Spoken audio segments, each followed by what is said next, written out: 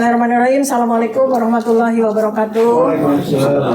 Saudara-saudara sebangsa dan setanah air, saya di sini Dr. Tifa didampingi oleh beberapa advokat saya ya, kuasa hukum saya yang menemani saya, yang menjadi saksi juga atas peristiwa 4 hari yang mencekam ya, mulai dari hari Jumat tanggal 19 Juni 2026 pukul 6 pagi ya sampai dengan hari Senin 21 Juni 2026 pukul 18 sore ya. Peristiwanya di beberapa tempat ya, lokus maupun tempusnya di beberapa tempat. Ya, yang pertama adalah di hari pertama, di hari Jumat 19 Juni 2026 di jam 6 pagi ya, di mana saya itu sedang menuju kepada kendaraan saya yang membawa saya kepada satu tempat di mana saya akan melaksanakan ujian disertasi saya ya, yang sudah dijadwalkan pukul 8.00 ya. Memang ujian tersebut ya pada tahapan ini masih dalam bentuk online atau Zoom ya, tetapi saya harus berada di sebuah tempat yang sinyalnya bagus ya, karena saya akan diuji oleh 12 guru besar, 12 profesor, para doktor dari berbagai domain ilmu kedokteran ya. Ini untuk diketahui disertasi di doktorat saya di S3 Fakultas Kedokteran UI ya. Nah, pada waktu saya turun untuk di basement ya, saya tinggal di apartemen, saya turun di basement, kendaraan saya waktu itu dipepet ya. Jadi saya melihat kendaraan saya, mobil saya, itu depannya ada satu mobil besar ya, yang dalam kondisi sudah menyala, belakangnya ada satu mobil besar juga dalam kondisi sudah menyala. Dan mobil saya dipepet, sehingga saya tidak mungkin keluar tanpa saya minta mobil depan atau mobil belakang itu maju atau mundur. Nah, tapi feeling saya menyatakan bahwa saya bilang begitu, ini dia nih harinya, saya bilang begitu, karena feeling saya ini pasti polisi. Benar.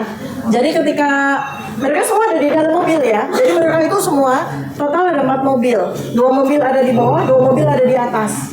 Mungkin takut tiba-tiba saya rubah rencana, saya naik dari lobi misalnya begitu. Jadi mereka siap standby 2 mobil di atas, 2 mobil di bawah. Nah, begitu saya masuk, begitu saya jalan melampaui mobil itu, tiba-tiba mereka keluar sudah dengan rompi, dengan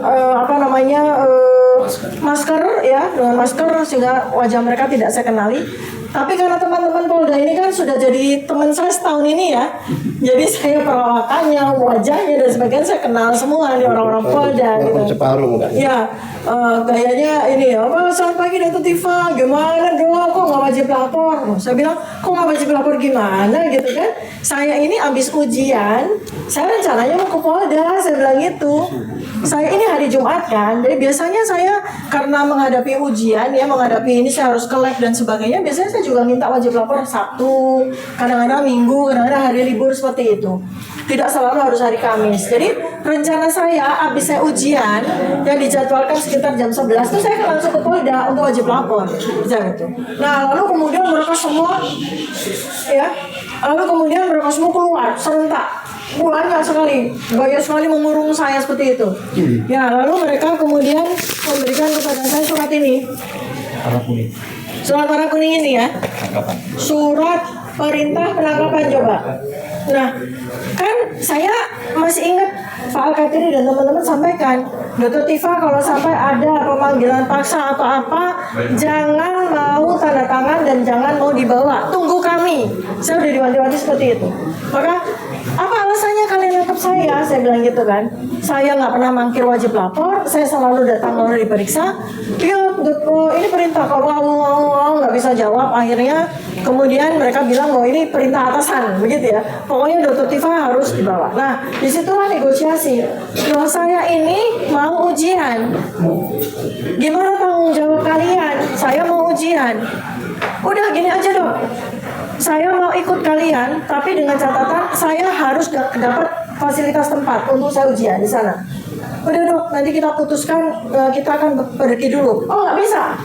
Kalian harus pastikan dulu kepada saya di sini bahwa saya tetap bisa ujian jam 8. kalian pastikan dulu. Terus mereka membuka sebentar, baiklah dok, kami nanti ini pokoknya yang penting dokter Tifa ikut kami. Jadi singkat cerita saya dibawa sama anak-anak saya juga dibawa. Seperti itu.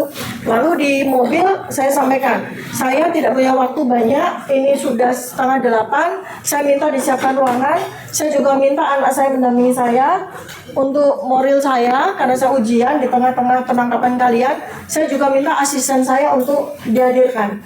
Ya, untuk mencatat segala sesuatu yang terjadi, untuk melakukan antisipasi tertentu, komunikasi dengan fakultas, komunikasi dengan para penguji dan sebagainya, karena saya dalam keadaan seperti ini. Nah, kemudian saya dibawa ke Polda. Alhamdulillah saya diberikan kesempatan, ya ini saya appreciate ya dengan teman-teman dari unit 5 ya, saya appreciate kalian baik dengan saya, memberikan kesempatan kepada saya untuk ujian dengan baik di sebuah ruangan khusus. Tetapi ya itu dikelilingi oleh polisi juga. Jadi saya ujian dikelilingi oleh polisi ya. Dan advokat tidak boleh masuk ya, advokat dilarang ya, padahal teman-teman sudah pada datang untuk mendampingi, tapi ternyata mereka tidak boleh masuk.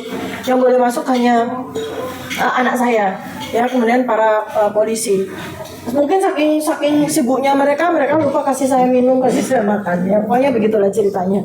Nah, ujian berlangsung dengan baik, alhamdulillah ya. Saya juga memberitahukan sebelum ujian dimulai kepada para guru besar, para dokter, pak penguji saya, pembimbing saya, bahwa saya sekarang ini dalam kondisi ditangkap di Polda Metro Jaya, sehingga mohon untuk dimaklumi apabila mungkin ada ketidaklancaran dan sebagainya. Tapi alhamdulillah semua berjalan dengan baik. Jam 8 pagi sampai jam 11.30 itu hari Jumat. Lalu kemudian saya sudah disampaikan, ya apa sih yang mau dilakukan ini? Ya dokter ditangkap. Lalu kemudian apa? Ya nanti dokter ditahan. Di mana? Saya tanya gitu kan. Ya di sini. Terus di mana? Ya di sini gitu kan, di unit yang lain, ya di unit namanya tahanan titipan gitu kan. Ya sudah, kalau begitu saya perlu ketemu dengan lawyer saya perlu dengan advokat, saya perlu bicara dengan mereka, karena waktu pagi itu saya hanya sempat telepon Pak Alkatiri. Pak Alkatiri, bagaimana ini saya mau ditangkap? Ini Dr. Tifa, tolong teleponnya diberikan kepada salah satu penyidik gitu kan. Beliau kemudian sampaikan tentang hak dan kewajiban saya gitu ya. Nah, jadi itu, lalu kemudian di Polda saya masih unit Kamlek, itu saya didatangkan dokter ya, kemudian pukul 2 itu ya, jam 14. Kemudian dokter itu memeriksa, ternyata tensi saya tinggi waktu itu. Tensi saya tinggi 165/100 ya. Nah, itu mungkin yang saya pikirkan, apa jangan-jangan kali itu saya dibawa ke rumah sakit Kerajati gitu ya. Itu saya. Nah, di sini kemudian saya, karena saya dokter ya, saya tahu bahwa saya butuh pertolongan ini. Saya butuh pertolongan karena tensi seperti itu, kalau saya dibawa ke tahanan tanpa pertolongan, tensi saya malam saya bisa 200. Karena tekanan darah itu akan meningkat pada malam hari itu, apalagi dalam situasi seperti ini gitu ya. Nah, kemudian tambah lagi, kemudian saya tidak makan. Dalam kondisi sangat stres, saya tidak makan, tidak diberi makan juga. Jadi, walhasil sekitar jam 2 itu GERD saya kambuh ya. Tensi saya naik, GERD saya kambuh. Tapi saya tidak mengeluh. Saya lagi berpikir, kelihatannya saya perlu ke UGD untuk ini ya. Saya lagi berpikir seperti itu. Gimana caranya ya saya dapat dokter yang baik ya, sehingga tekanan darah saya maupun GERD saya bisa tertanggulangi di tahanan itu gitu. Nah, jadi udah ya, jadi lokusnya pindah ke tahanan kali ini. Nah, di tahanan itu sudah kumpul ya, para advokat sudah rame, para aktivis juga. Kemudian dinyatakan bahwa saya harus masuk sel. Jadi di ruangan tersebut ada CCTV gitu kan. Saya tanya dengan teliti ya. Di sel mana saya akan ditempatkan. Ya, lalu saya ingin pastikan kebersihannya ya. Saya nggak mau ada kecoa, saya nggak mau ada tikus. Saya bilang kepada penjaga polisi di situ, petugas di situ, pastikan tidak ada kecoa. Pastikan tidak ada tikus, karena saya tidak mau, karena itu soal kesehatan. Kemudian saya juga ingin memastikan bahwa yang akan jadi teman-teman saya satu sel itu orang-orang yang aman ya. Saya nggak mau ada pembunuh, ada siapapun gitu yang berbahaya gitu kan. Oh tidak dok, sudah kami siapkan sel yang aman gitu kan. Jadi itu apa namanya tersangka untuk kasus judi digerebek gitu kan. Oke, perempuan-perempuan 5 orang. Oke, baik, aman dok, kami akan amankan. Oke, baik. Lalu kemudian saya masuk ya, singkat cerita saya masuk ke sel. Nah, udah mulai berusaha untuk beradaptasi di sel ya. Jadi saya waktu udah jadi tahanan di sel, pakai baju orange, disuruh ganti. Lalu ya ruangan tersebut ya sangat begitu. Kemudian kalau menurut Pak Roy Suryo yang udah pernah ya pengalaman ditahan di situ, keadaannya sangat tidak manusiawi. Kalau dulu waktu Pak Roy masih ditahan itu masih ada kasur ya. Sekarang tuh nggak ada kasur sama sekali. Kasihan deh tahanan ya. Jadi minum air mineral. Jadi apa namanya? Lu dari tadi ngomong. Ya. Terus kemudian ketika para advokat saya kan pada protes ya gitu kan segala macam, saya bilang dokter, oh ya Pak Dir tahanan no dokter, dokter gimana pelayanan kami dan sebagainya. Ya Pak Dir, saya belum dikasih makan. Ramai sekali semua nggak dikasih makan gitu kan. Terus ya ini menjadi catatan ya buat kepolisian ya, karena ada kurang hospitality-nya loh ya. Sudah menangkap orang dengan paksa dari pagi, nggak kasih makan, ya kan? Kemudian juga sampai di tahanan juga nggak ada makanan. Lalu saya dikasih ransum, saya cuma lihat sepintas, oh ini makanan yang menurut saya dan tidak layak untuk saya makan ya. Jadi ya sudah saya menolak untuk makan. Saya minta untuk diberikan makanan, tetapi sekitar jam 15.30 ya. Jam 15.30 saya udah di sel, berusaha untuk mencoba menikmati rasa sel itu seperti apa ya. Saya udah interaksi, berkenalan dengan teman-teman satu sel seperti itu, udah tahu namanya mereka, udah cerita-cerita gitu kan. Terus kemudian juga kok sel sebelah rame banget ya, lagi pada ngapain tuh, rame banget ketawa. Mereka lagi main congklak dong. Oh saya gabung saya gitu kan. Saya gabung main congklak, rame banget di sebelah kan gitu. Saya mau tidur karena jam 1 malam saya baru tidur, jam 3 pagi saya udah bangun untuk persiapan S3 kan, saya ngantuk gitu. Tidak ada bantal ya, ada bantal 3 untuk 6 orang dan ya saya nggak tega untuk pakai gitu ya. Terus alasnya juga bukan kasur gitu ya. Saya lagi membayangkan bahwa saya lagi camping gitu kan di sebuah hutan seperti itu. Saya mencoba untuk ini. Nah kemudian beberapa waktu kemudian sel saya diketok. Lalu saya tanya kan, di mana saya bisa main nih kalau di sini? Nggak bisa dong, orang selnya dikunci, jadi nggak bisa. Ini beda ya dengan perlakuan waktu Mas Roy ya. Mas Roy bilang, oh bisa sampai keluar, bla bla bla. Ini enggak, jadi benar-benar dikunci. Hanya boleh di dalam sel aja sepanjang hari, kecuali ada sesuatu. Nah, kemudian tak berapa lama petugas mengetok pintu sel lalu buka. Bu dokter, siap-siap ya. Mau dibawa ke rumah sakit Kramat Jati. Nah, di situ saya berpikir, oh berarti karena tensi saya gitu kan. Karena tensi saya udah dilaporkan ke pihak Pusdidokes ya, bahwa saya tidak aman. Pikir saya begitu. Ternyata begitu keluar dari sel, ramai sekali gitu, ramai sekali. Ternyata ya advokat, aktivis dan sebagainya itu protes gitu. Protes ya, kenapa kami berdua mesti dibawa ke rumah sakit Kramat Jati dan harus menggunakan baju orange. Ya mereka berpikir bahwa mereka ini cuma mau pamer sama orang sumber itu kan, bahwa mereka berhasil menangkap Dr. Tifa dan Pak Roy Suryo lalu dipakein baju orange kan gitu. Terus kemudian mereka bernegosiasi kalau memang mereka harus diperiksa, dokternya dari Kramat Jati yang dibawa ke tahanan, bukan mereka yang dibawa ke rumah sakit Kramat Jati. Pokoknya begitu berlangsung sampai sekitar jam 5:30. Pokoknya mereka tetap bersikeras bahwa kami harus dibawa ke rumah sakit Kramat Jati. Tidak ditanya kata dokternya, pokoknya harus. Pokoknya harus wajib harus. Pokoknya segala macam argumentasi tidak mempan. Intinya kami harus ke rumah sakit Kramat Jati dengan menggunakan baju orange. Nah saya kemudian mengambil keputusan, ya sudah, kalian mau saya pakai baju orange kan? Ya kan? Mau kan? Ya sudah saya pakai. Jadi saya pakai. Kalian maunya saya pakai baju orange? Iya dong, maaf dong. Ini adalah peraturan. Sudah saya pakai. tadinya begini, mereka itu setelah segala macam perdebatan gitu, akhirnya mereka tetap minta saya bawa baju orange. Jadi ya sudah dong, kalau nggak mau pakai bajunya dilipat aja lalu dikempit. Oh enggak, saya nggak pernah bilang saya nggak mau pakai. Ngapain kalau baju orange-nya dikempit gitu? Tetap kan ada baju orange-nya. Udah aja kalian yang pegang, bawain. Oh nggak bisa dong, harus betul-betul bawa. Udah kalau gitu saya pakai aja, gitu kan. Terus tapi saya pakai dengan cara saya ya, saya bilang. Saya bilang gitu. Saya pakai dengan cara saya. Gimana dok caranya? Caranya lengannya saya gulung. Lalu bawahnya mau saya ikat, jangan dong, jangan gitu dong, gitu kan. Jadi saya bercanda sama mereka ya, gitu kan. Terus kemudian, udahlah saya dibawa ke rumah sakit Kramat Jati. Sampai di sana sekitar jam 19 malam ya, 19 malam, saya diperiksa dengan sangat lengkap. Pemeriksaan darah, urin, pemeriksaan ronsen, pemeriksaan dokter dan sebagainya. Lalu kemudian ternyata protapnya harus menunggu sampai hasil pemeriksaan semua itu selesai. Jadi lama. Nah saat itu ketika dibawa, GERD saya kan kambuh ya, saya sama sekali nggak makan kan. GERD saya udah kambuh nih.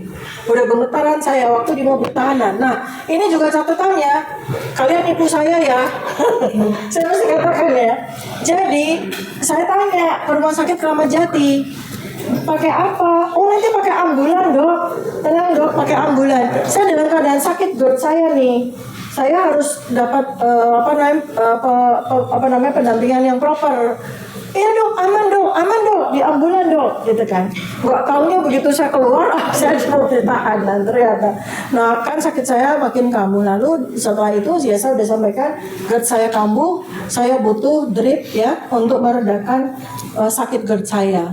Nah sekitar jam 10 malam, jam 22, dokter memberikan laporan. Dok, ini berdasarkan dari pemeriksaan kami, ini dokter harus rawat inap. Nggak bisa, tidak bisa rawat inap. Ya, Pak Roy Suryo bilang, oh saya nggak apa-apa, nggak bisa Pak, Bapak ini bahaya Pak, kalau tidak dirawat inap, gula darah Bapak naik karena stres kan, dan segala macam, semua pemeriksaan jelek. Jadi Bapak, Pak Roy harus dirawat. Kemudian ada satu dokter memberikan laporan kepada saya, Dokter Tifa ini tidak aman, ada infeksi di beberapa tempat. Mungkin karena saya 6 bulan full ya untuk mengerjakan S3 sehingga saya kurang abai dengan kesehatan saya ya, sehingga saya ternyata ada infeksi begitu. Lalu kemudian saya pikir oh ya benar juga. Nah jadilah ini adalah sebuah klarifikasi untuk teman-teman semua ya, bahwa kami berdua dirawat itu bukan mau kami, bukan. Ada 5 dokter spesialis yang memberikan keputusan bahwa kami harus dirawat. Jadi ini bukan sama sekali bukan mau kami, bukan rekayasa. Nggak bisa kita merekayasa hasil laboratorium, nggak bisa kita merekayasa hasil labnya buruk atau apapun, ronsennya tiba-tiba jelek, nggak ada. Itu semua adalah hasil dari assessment dari para dokter di situ di Rumah Sakit Polri Kramat Jati. Nah, adapun saya sendiri sudah siap kok, saya pulang asalkan yang penting saya hanya minta untuk drip untuk menyembuhkan GERD saya aja sebetulnya. Saya siap aja kalau mau pulang. Ternyata mau pulang ke tahanan loh, saya kesal, saya mau main congklak kan gitu. Nah ternyata malah saya diminta untuk dirawat. Ya, jadilah saya dirawat. Nah pada saat dirawat ya seperti kita tahu ya, orang kalau masuk rumah sakit itu kan jadi berasa kalau sakit kan. Ya wah ya ternyata saya sakit bener ya. Waduh badan saya udah nggak karu-karuan ya. Dan akhirnya saya diberikan pertolongan, diinfus, diberikan obat. Dan ada 5 dokter spesialis yang diberikan untuk merawat saya, 5 dokter spesialis, dokter jantung, ya, dokter penyakit dalam, dokter paru, kemudian psikolog, ya, kemudian dokter paru juga ya. Pokoknya ada 5 dokter spesialis yang merawat saya dengan baik di situ. Ada chiefnya, ya, jadi tim. Dokter Tifa kami rawat dengan tim, ya, karena ada beberapa masalah kesehatan. Nah. Jadi itu yang terjadi pada hari pertama. Saya cerita saya di Opnam, dirawat dengan baik ya, dengan baik dengan ini. Tapi ditahan ya, teman-teman ya. Jadi tetap kamar saya dipenuhi polisi. Kamar saya dipenuhi polisi, di luar juga penuh dengan polisi, ya, di bawah juga penuh dengan polisi. Jadi memang saya tahanan, bukan pasien rumah sakit biasa gitu. Sehingga untuk besuk juga dibatasi sekali dan sebagainya. Seperti itu ya. Jadi pada waktu hari Sabtu ya, kemudian saya ceritakan pengalaman di rumah sakit ya sudah saya menjadi pasien di rumah sakit. dirawat dengan baik ya. Tapi saya tetap tidak boleh pegang handphone, tidak boleh pegang laptop. Pokoknya saya tetap menjadi tahanan. Karena saya harus ujian lagi kan, saya ujian yang kedua sebelum final promosi ya, saya belajar semampu saya ya. Alhamdulillah diizinkan ya. Jadi saya masih bawa kertas-kertas naskah-naskah disertasi saya, sambil saya tiduran saya baca. Ya memang tidak boleh untuk pegang laptop, untuk pegang HP nggak boleh ya. Jadi saya baca dan alhamdulillah juga ya lumayan lah masih bisa baca. Itu hari Sabtu ya. Kemudian hari Minggu, nah inilah peristiwa dramatis yang berikutnya terjadi ya. Jadi menurut dokter kondisi saya harus diberikan antibiotik by infus ya. Nah itu 5 hari. Nah berarti dokter akan mengizinkan saya pulang itu sekitar hari Selasa atau Rabu ya, karena saya harus lengkap dan kondisi saya memang tidak memungkinkan saya dirawat 2 malam ya. Nah ya sudah, kalau begitu mereka sudah sampaikan ya, dokter di sana sudah sampaikan bahwa dokter Tifa perlu perawatan setidak-tidaknya 5 hari seperti itu. Nah kemudian saya tanyakan, nah mereka mungkin juga rapat dan sebagainya ya, gimana? Akhirnya diputuskan bahwa saya akan pelimpahan di rumah sakit. Saya akan berlimpahan di rumah sakit. Jadi kejaksaan akan datang, lalu saya dilimpahkan dari rumah sakit itu, gitu kan. Nah itu skenario yang saya dengar pertama. Ya sudah, saya dirawat. Saya masih diberikan obat tidur ya setiap malam ya. Jadi jam 9 itu saya sudah disuntik obat tidur, obat penenang. Jadi saya tidur. Nah hari Minggu malam ya, hari Minggu malam berarti itu Jumat malam, Sabtu malam ya, Sabtu malam, Minggu malam, hari ketiga. Pada saat saya sudah diberikan obat penenang, obat tidur, tiba-tiba saya dibangunkan. Dan ternyata begitu saya bangun udah ramai sekali. Itu jam 22 malam.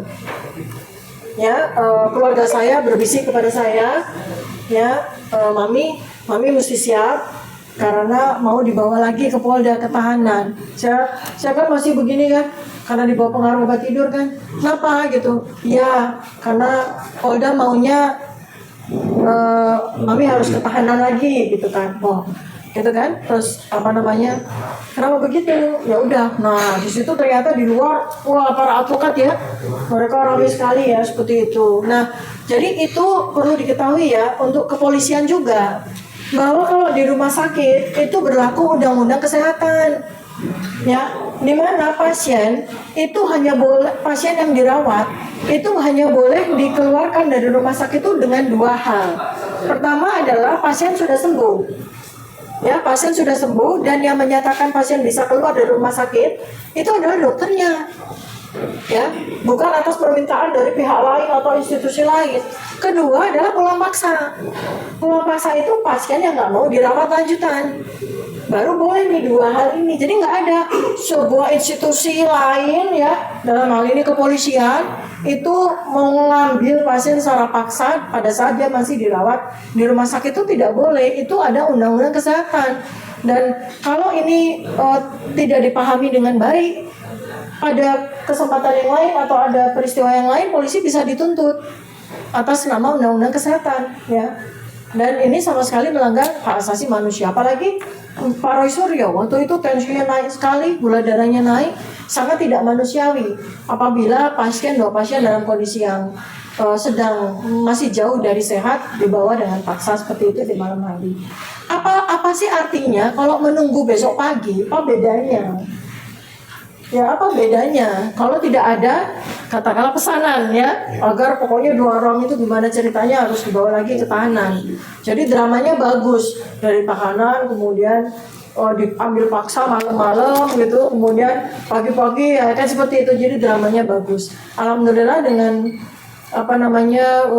dokter juga memberikan masukan dan sebagainya, akhirnya diputuskan bahwa kami akan dibawa kembali ke Polda ketahanan pukul 6 pagi. Nah, tapi peristiwa itu sangat dramatis ya, karena ini sudah melibatkan banyak institusi kesehatan, melibatkan banyak undang-undang juga, yang mungkin ya Polda selama ini mungkin tidak peduli dengan hal itu. Ini menjadi masukan buat selanjutnya kan, karena Presiden Prabowo Subianto itu kan menginginkan reformasi kepolisian. Ini sama sekali tidak manusiawi, melanggar hak asasi manusia. Bahkan ada beberapa hal Mas Roy Suryo mengatakan ini sekarang ini sangat tidak manusiawi perlakuan dari kepolisian. Jadi menjadi catatannya agar tidak menjadi presiden di kemudian hari. Gara-gara polisi ada tersangka atau korban kriminalisasi meninggal karena perawatan yang tidak adekuat atau apapun. Jadi mohon ya kepada kepolisian, Anda harus mereformasi hal ini karena ini adalah domain dari undang-undang kesehatan ya, seperti itu. Nah, besok pagi saya diizinkan bersiap-siap di rumah sakit ya, dalam keadaan sebetulnya masih lemas ya, tetapi ya sudahlah gitu, alhamdulillah mereka mau mengizinkan saya untuk istirahat selama 1 malam lagi ya. Jadi kami kemudian dibawa lagi ke tahanan bawa lagi ke tahanan Polda. Jadi ternyata tidak langsung dari rumah sakit ke kejaksaan, tidak, padahal tempatnya dekat ya. Tapi ternyata kami dibawa lagi ke Polda ya, bawa lagi, pokoknya drama lah. Sebenarnya kan aku ngapain sih ya ke Polda lagi gitu kan ya, kenapa nggak langsung aja. Tapi ya sudah, kita dibawa ke tahanan supaya pakai baju orange lagi ya, sudah saya pakai baju orange. Jadi kemudian kami dari Polda udah masuk lagi, untungnya nggak masuk sel lagi, ya untungnya nggak masuk sel lagi, tapi tetap ditahti ya kan, sudah prosedurnya bla bla bla bla, ada beberapa yang pokoknya kami itu sudah. Kemudian singkat cerita kami dibawa ke kejaksaan. Nah tetapi pada saat sedang prosesi untuk ke kejaksaan itu, ternyata mereka meminta saya untuk diborgol di dalam mobil. Saya diminta untuk diborgol. Sampai gini, kenapa sih harus diborgol? Memang saya siapa? Saya bukan penjahat. Saya selama ini juga orang yang sangat tertib hukum. Ngapain pakai kenapa sih kalian mesti harus pakai drama-drama? Saya bilang gitu. Saya ini pakai baju orange, saya senang, nggak apa-apa. Pakai ya udah biar kalian senang, saya bilang gitu kan. Sekarang borgol ngapain sih? Sudah dok, please dok pakailah borgolnya dok, seperti itu. Ya sudah, saya ikutin aja kan pakai borgolnya. Udah biar drama mereka sempurna lah gitu ya. Jadi dibawa tuh. Tapi saya bilang, masuk mobil tahanan jangan sentuh saya, jangan dorong saya. Berikan saya kehormatan diri. Kalian memberikan barikade kepada saya untuk melindungi saya, tapi jangan dorong saya seakan-akan saya penjahat. Siap dok. Nah ini saya apresiasi. Siap dok. Pokoknya jangan sentuh saya. Kalian bikin barikade, pegang saya karena saya masih lemas. Ibu Polwan 2 saya minta. Tapi jangan dorong saya. Saya bukan penjahat. Saya bilang gitu. Karena saya takut kalau didorong seperti yang kalau kita lihat di TV itu ya. Oh ya, alhamdulillah mereka baik. Nah kemudian hari Senin resmi ya, kami dilimpahkan ke Kejaksaan Negeri Jakarta Selatan. Nah ternyata perang bintang terjadi ya, kemungkinan besar ya. Karena begini teman-teman ya, saya buka ya, bahwa sebetulnya keputusan bahwa kami tidak ditahan ya, itu sudah diputuskan pada pagi hari. Tapi ternyata mungkin pihak kepolisian tidak terima. Mungkin terlalu banyak puluhan pada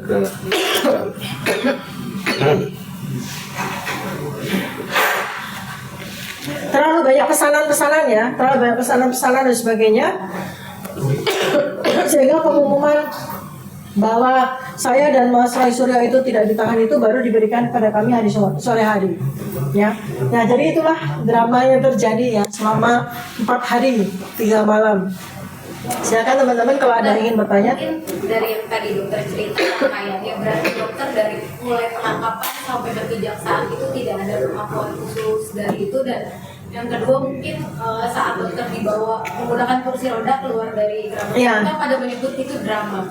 Dan mengulang drama seperti Roy Suryo pada tahun 2019 gitu ya. Kalau dokter menanggapi itu sebenarnya? Kalau saya maunya itu saya lari, Mbak. Maunya saya lari. Ya kan? Saya lari ke kamarnya mana sih? Oh di sana dok. Oh ini saya mau lari. Tapi kondisi tubuh saya tidak mampu. Dan yang memberikan kursi roda bukan permintaan saya, itu permintaan dokter. Karena waktu itu saya belum diberikan untuk obat untuk GERD, karena harus menunggu dokter penyakit dalam. Karena mereka tidak bisa gegabah memberikan obat GERD di UGD, itu harus dirawat inap. Nah posisi saya, bayangkan dari jam 6 pagi sampai malam saya tidak makan dan sudah terlanjur GERD saya keluar. Akhirnya sudah kena ke apeks jantung, sakitnya luar biasa. Saya maunya jalan, saya maunya lari, tapi dokter yang tidak mengizinkan. Bahkan ketika saya bangkit, ya saya bangkit untuk jalan, ternyata memang betul-betul nggak bisa. Anak saya yang menggendong saya ke kursi roda juga ada drama. Ngapain sih? Sudah terlalu banyak drama dari pagi, ngapain lagi saya bikin drama? Yang butuh drama kan polisi, bukan saya ya. Untuk perlakuan khusus berarti nggak ada ya, Dok? Perlakuan khusus seperti apa Dari mulai misalnya? penangkapan kan tadi dokter cerita seperti kok gini ya gitu, banyak kejanggalan gitu. Berarti untuk seorang dokter psikolog tidak ada perlakuan khusus ya? Ya malah khusus sekali kan. Jadi saya diperlakukan seperti teroris, seperti gembong narkoba kan. Itu kan perlakuan yang super khusus kan. Harusnya itu kan saya juga tanya, kalau sampai nanti P21 kan sudah konsul sama advokat saya kan. Itu kalau P21 tuh nanti prosedurnya gimana sih, Dok? Nanti kita disurati, ya, kemudian nanti kita akan datang ke Polda atau ke Kejaksaan, nanti didampingi oleh advokat. Ya udah, kita datang baik-baik ya, saya siap aja kapan. Nggak perlu harus bikin drama-drama seperti itu. Yang suka drama kan polisi nih, bukan saya. Jadi perlakuan khusus justru super khusus, ya, karena ya itu tangkap paksa ini suratnya buktinya nih.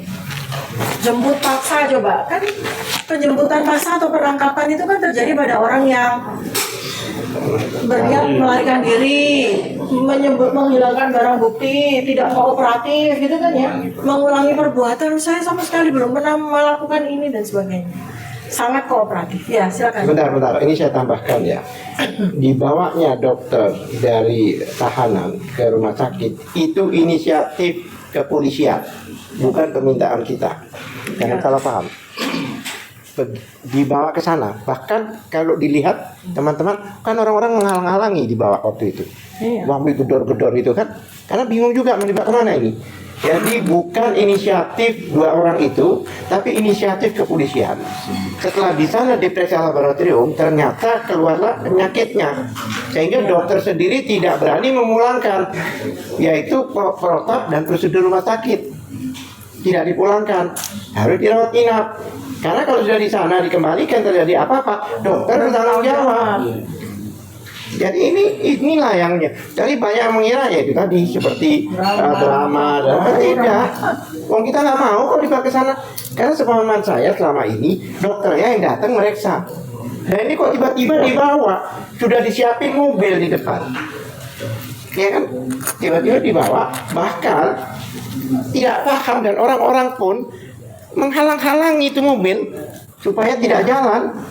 Itu jadi tolong tekankan, bukan inisiatif dua orang itu, tapi inisiatif kepolisian membawa ke rumah sakit. Dan Ya. di sana dinyatakan tidak boleh dipulangkan, standar dari rumah sakit itu. Ya. Tambahin ya. Memang enak dirawat di rumah sakit. Saya tuh 3 hari sekali, sehari 3 kali tuh ditusuk loh, diambil darah loh. Memang enak dikiranya. Nggak enak. Enak sama sekali. Jadi sangat tidak nyaman menjadi orang sakit itu ya. Siapa juga yang mau sakit ya? Ya kan gitu loh. Ya. Ada pertanyaan? Ya. Assalamualaikum warahmatullahi wabarakatuh. Waalaikumsalam. warahmatullahi. Saya Yadi dari Papua WTP. Saya mendengarkan cerita tadi dari Bapak Dewa. Saya tidak menangkap bagaimana perlawanan dari advokat, dari penasihat hukum Dr. Tifa, yang mungkin belum diceritakan. Oke. Saya akan membandingkan ketika, sekali lagi, satu lagi, bahwa ini kan menyangkut hak asasi, apalagi dengan penangkapan yang tidak prosedur. Ditangkap di tengah jalan, terus kemudian juga belum ada pemberitahuan sebagaimana prosedur hukum yang berlaku. Terus saya juga ingin tanya, selama Dr. Tifa di dalam tahanan, baik di Polda maupun di rumah sakit, apakah ada kehadiran dari Komnas HAM? Karena bagaimanapun juga ini adalah wilayah Komnas HAM. Ketika kita menengok pada zaman Soeharto, Betul. ya kan? Waktu zaman Soeharto ada beberapa aktivis yang ditangkap. Itu Komnas HAM yang dipimpin oleh Ali Said itu datang meninjau apakah di sini ada pelanggaran HAM.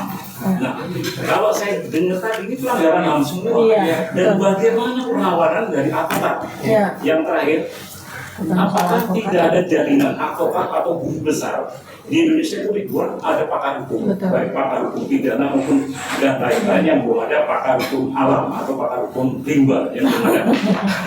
Nah, apakah mereka tidak mencoba menghubungi karena bisa jelas-jelas atau istilahnya cetowelo-welo dilakukan pelanggaran hukum yang sangat-sangat radikal. Ya, baik. Ya, itu Yang terakhir, bagaimana upaya dari advokat atau penasihat hukum dari Dr. Tifa, apakah masih menerima kondisi yang perlakuan yang sebenarnya ini, apa akan melakukan perlawanan dan perlawanannya bagaimana? Terima kasih. Ya. Waalaikumsalam warahmatullahi wabarakatuh. Ya, ini pertanyaannya bagus sekali ya. Satu, memang tidak hanya Komnas HAM di sini ya. Jadi memang ada institusi pendidikan yang juga terlibat di sini gitu ya.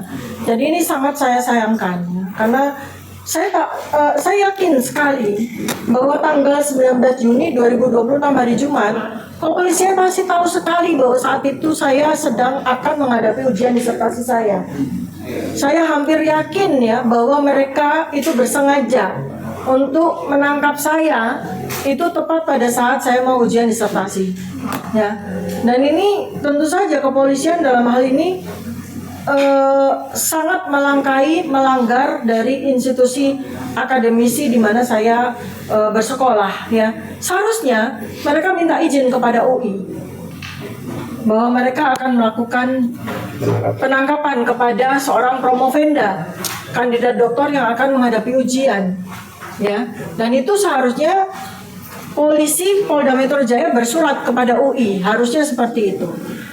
Dan yang kedua, saya sangat setuju tentang Komnas HAM. Saya dalam hal ini tidak menyalahkan advokat saya, tidak. Ini harusnya di titik ini Komnas HAM itu kita gaji dengan gaji pajak, dengan uang pajak rakyat. Itu melihat peristiwa ini yang sudah disiarkan oleh media dari pagi secara live, harusnya Komnas HAM itu bertindak. Harusnya proaktif, karena itulah namanya Komnas HAM, Komisi Nasional Hak Asasi Manusia itu harus proaktif membela warga negara yang mengalami perlakuan melanggar HAM ya. Jadi di sini. Tapi ini juga sebagai catatan juga tidak hanya kepada kami tetapi kepada Anda semuanya. Bahwa kalau sampai terjadi indikasi pelanggaran HAM, apalagi ini menyangkut nyawa, menyangkut kesehatan, kita semua harus proaktif. Ya, terima kasih. Pak mau nambahkan? Boleh. Sebenarnya begini, kami sudah percuma lagi lah untuk polisi ya, biarinlah apa yang dilakukan mereka ini sudah selesai. Faktanya kami tidak ditahan, ya kan? Dan kami akan hadapi di pengadilan itu. Bahkan jika di dalam pemeriksaan BAP itu tidak masuk akal atau tidak sesuai dengan ketentuan, bahkan mengada-ngada, kami akan hadirkan para penyidik itu di persidangan untuk mempertanggungjawabkan itu. Itu yang biasa kami lakukan.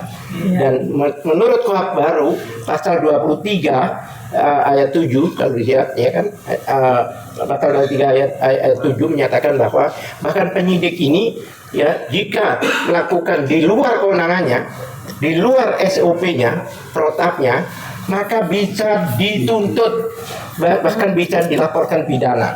Jika itu kami temukan, kami akan laporkan mereka. Itu yang akan kami lakukan. Jadi kami nggak masalahkan yang belakang.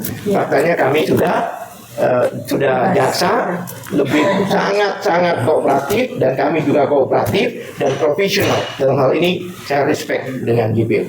Ya, tapi persoalannya ini kan yang kita hadapi ini kan bukan sekedar biasa-biasa saja ya kan. Artinya kalau misalkan dari pihak yang tersangka itu tidak melakukan perlawanan yang sangat maksimal, ini kan mereka sangat senang, mereka memainkan drama tadi, dan mereka udah unggul. Karena apa? Unggulnya di sana adalah perang informasi, perang narasi. Jadi seolah Dr. Tifa dan para penasihat hukum ini kalah, nerimo aja, tapi itu meskipun tidak benar. Nah itu kan sudah Mau jawab. Ya, sebenarnya gini, kami tidak menerima faktanya mereka pada waktu mau mengambil di rumah sakit malam hari, kami lawan. Iya. Kami lawan. Lawan. Banyak itu polisi, sudah mobil tahanan dibawa, berapa puluh polisi dibawa. Kami lawan. Kami bilang kami bukan swasta. Kami juga penegak hukum juga. Kami katakan, lain kalau kami punya hak untuk melindungi klien kami. Jadi kami karena pelanggaran hukum, pelanggaran undang-undang kesehatan di situ, karena tidak ada aturan boleh memulangkan pasien malam hari.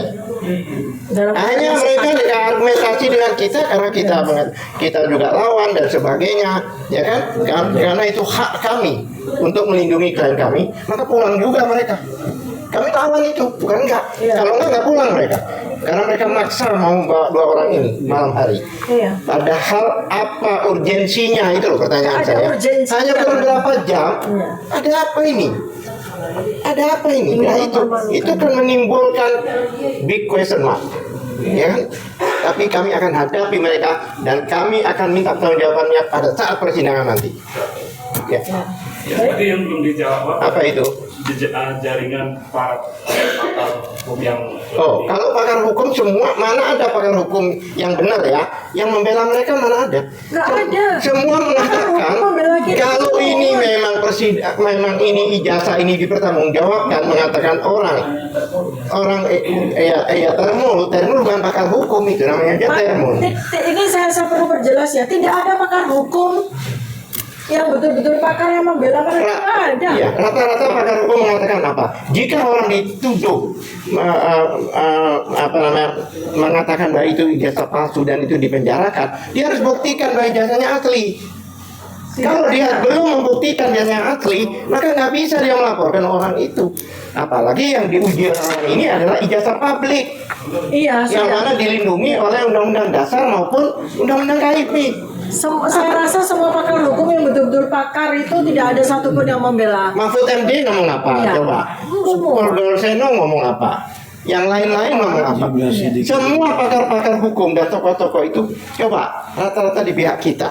Ya. Kalau mereka itu kan hanya kelompok itu aja. Ya. Coba. Mana ada pakar yang bela mereka? Lanjut pertanyaan Selama lain, ini. Pak. Baik. Oke, Ya, silakan. Oh, ada pertanyaan. Dari penyidik yang menangkap itu kan juga bilang menanyakan soal wajib lapor. Nah, sebenarnya kan biasanya bersama saya itu udah wajib lapor tuh biasanya di hari Kamis. Ya. Apakah memang karena sibuk siapa untuk sidang itu atau gimana sih dok berhalangan atau gimana sih? Ya, saya rasa itu alasan yang memang dibuat-buat oleh mereka. Itu dari waktu saya di bawah di basement parkiran mobil saya itu alasan mereka kenapa menangkap saya. Padahal yang namanya wajib lapor itu sudah kami lakukan dengan sangat tertib. Dan saya karena memang dalam 3 bulan terakhir ini itu harus masuk lab, harus betul-betul mempersiapkan menyelesaikan disertasi saya gitu. Saya memang tidak selalu hari Kamis. Dan itu sudah dikomunikasikan dari sejak awal kepada penyidik dan mereka oke saja. Jadi Lalu komunikasi. selalu komunikasi bahwa saya tidak bisa hari Kamis. Bahkan untuk diketahui semua ya, saya itu sampai hari Sabtu ya, hari libur itu karena saya memang bisanya keluar itu hari libur, bisanya wajib lapor hari libur, mereka siapkan, tidak ada masalah. Bahkan bahkan pada saat ada hari Paskah, ada hari libur besar, itu saya tetap wajib lapor. Bahkan tahun baru ya, libur Natal, tahun baru itu kan, itu saya tetap wajib lapor. Jadi itu alasan yang dibuat-buat oleh penyidik ya, karena mereka tidak punya alasan untuk melakukan penangkapan paksa seperti yang terjadi itu ya. Tapi sebelum ditangkap itu terakhir kali wajib lapor itu di tanggal berapa? Baru aja hari Jumat yang sebelumnya baru saja. Lalu saya sudah rencana dan saya juga sudah sampaikan, mohon maaf Pak, karena hari Jumat ini saya ujian ya, jadi mohon maaf tidak bisa melaksanakan wajib lapor di hari yang ditentukan. Tapi saya udah bilang kepada salah satu lawyer saya yang berhubungan dengan penyidik, habis ujian ini saya ke Polda, udah saya siapkan begitu. Iya, dan mereka selama ini fine-fine aja, oke aja, nggak ada masalah. Tidak pernah mangkir ya, tidak pernah mangkir. Kalau hari Kamis saya nggak bisa, hari Sabtu saya minta untuk Polda sepi libur saya wajib lapor. Coba bayangkan, 7 bulan saya lakukan itu. Ya. Ada lagi pertanyaan? Ada lagi kawan? Enggak. Baik, cukup ya. Baik, demikian teman-teman, terima kasih banyak. Jadi itu adalah 4 hari mencekam yang dialami oleh Dr. Tifa dan Pak Roy Suryo ya. Dengan cerita kami masing-masing ya. Semua drama itu drama polisi, bukan drama yang kami lakukan ya. Ya, insya Allah mudah-mudahan kita semua tidak ada lagi peristiwa seperti sama seperti yang kami alami ya. Mudah-mudahan ke depan polisi lebih profesional. Baik. Terima kasih banyak. Assalamualaikum warahmatullahi wabarakatuh.